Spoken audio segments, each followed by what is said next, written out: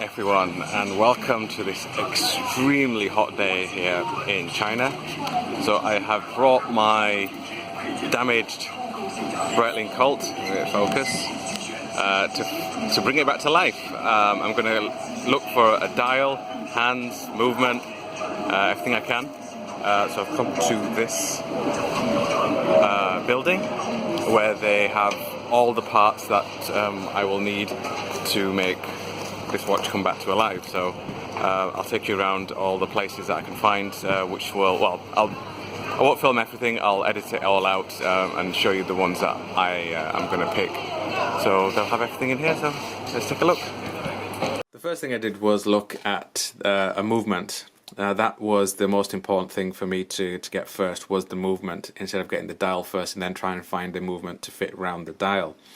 So I went around and had a look at what kind of movements they had. Now this has the Breitling movement in there because it's an original Breitling. It's basically an ETA 7750 movement which is modified by Breitling. So it was a case of what kind of movement do I want. Now I did want another automatic movement. So the first company I went to see was a company called Peacock, which is a Chinese-made company. They had a lot of movements, from automatic movements, just three-hand ones, to chronograph, to tourbillons and everything else. Now I did actually consider putting a tourbillon in here, but because it's got the chronograph pushes in there, I decided nah, I'll just get another chronograph movement.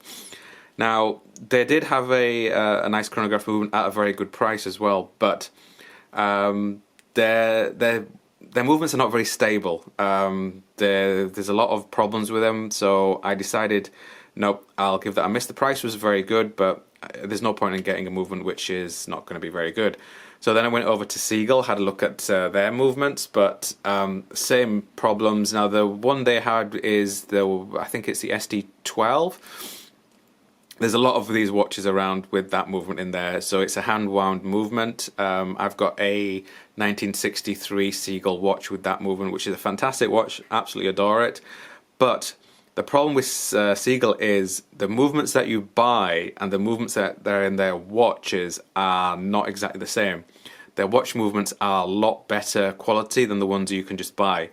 So they're not very well regulated. They just basically sell you the movement and then that's it. But the ones you buy watches with their movement in there are a lot better, because they tend to regulate them, decorate them a lot better as well.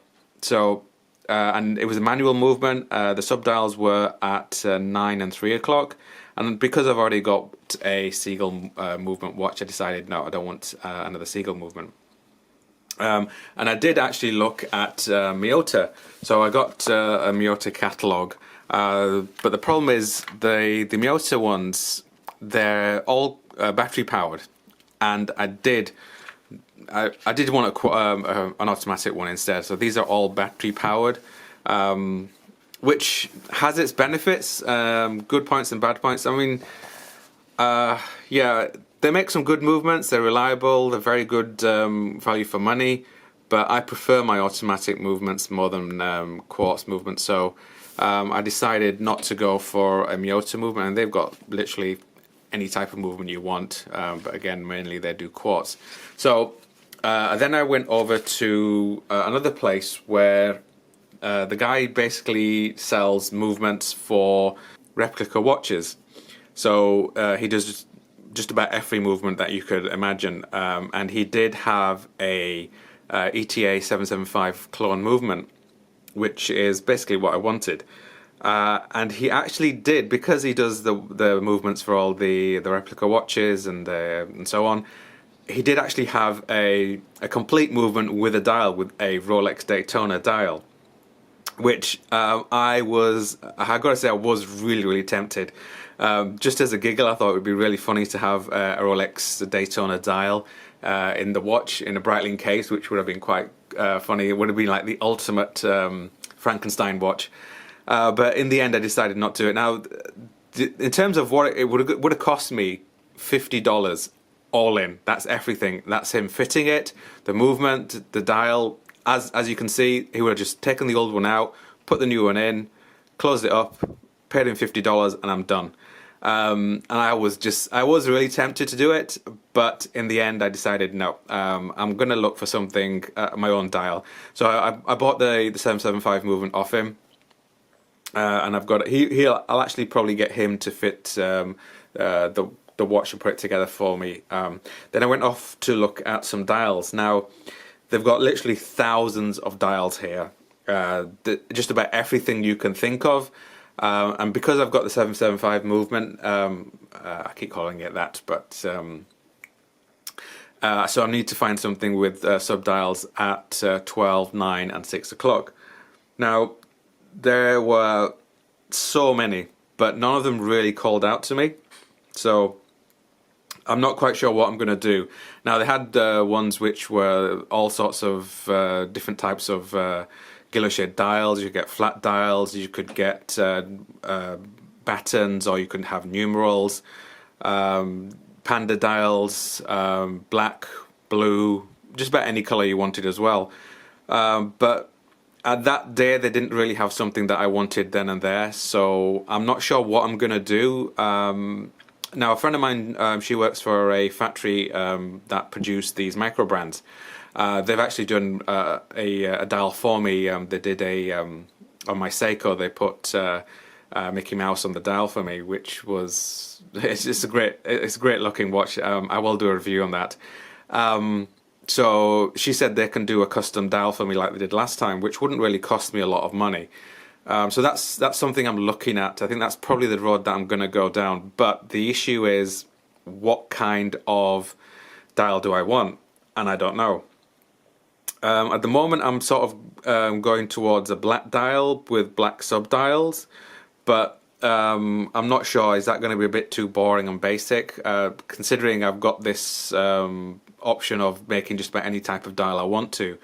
I'm not going to put my name or anything on it. I think I'm just going to leave it blank. I don't know. What would you guys do? What kind of dial would you want? Would you want numerals, battens, black with white subdials, white with black subdials, or a complete white one?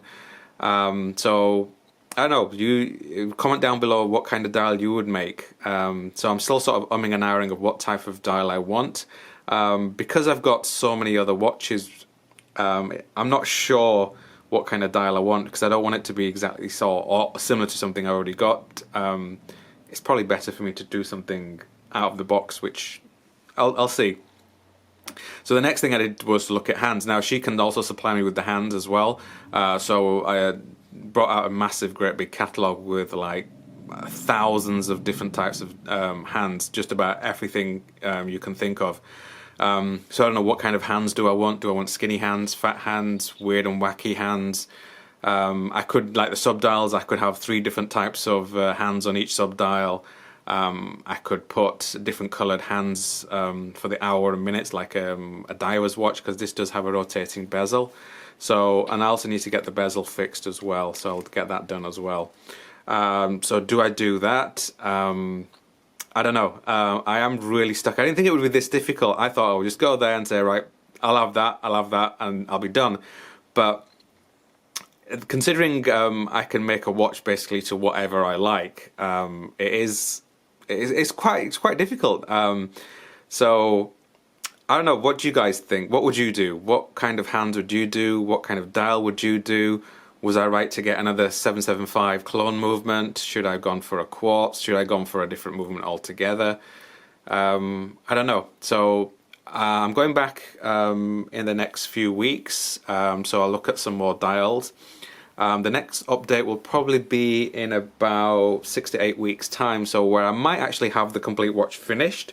If I do find a dial that I like, I will just buy it, and then within an hour the watch will be done, because I already have the movement. So it's just a case of taking this out and slotting the new one in.